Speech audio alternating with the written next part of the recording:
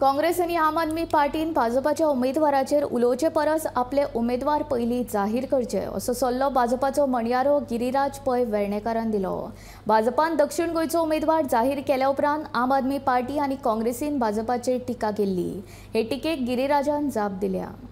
जेन्ना तांणी अनाउन्स केलो कॅन्डिडेट आनी वेगवेगळे कॅन्डिडेट्स अनाउन्स करून जेन्ना आप फाटी सरलो तो कित्याक काय हाजेर म्हाका दिसता उत्तर आम आदमी पार्टीन दिवपाक जाय आनी तो परत परत हायकमांडाचेर उलयता।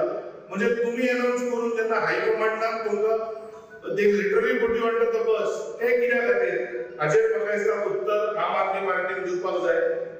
इंडिया अलायन्साचे जे आसा ते परत आमी हांगा पळयले की आज जांकां आम आदमी पार्टी काही म्हणटाले आज तांच्या बरोबर इंडिया अलायन्सान आसा आनी हो विषय म्हाका दिसता लोकां पर्यंत आमी पावयतले आनी ताचे उत्तरूय आम आदमी पार्टीन दिवचे।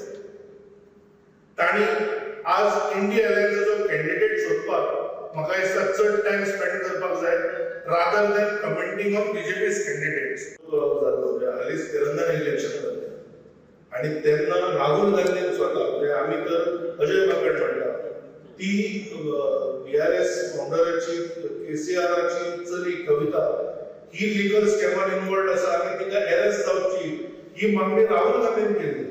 आणि आज खरी तरी म्हणजे आज जागा कितें तांकां एक गजाल कळ्ळ्या की भाजपाक ते तर इंडिव्हिज्युअली रोखूंक शकना आनी सगळे एकठांय आयले म्हणूनय रोखूंक शकचे ना पण तरी जाग्यार रोखून जितली लस वाचोवंक शकता ती तांणी वाचोवपाचो प्रयत्न केला आनी म्हणून ते सगळे एकठांय आयला।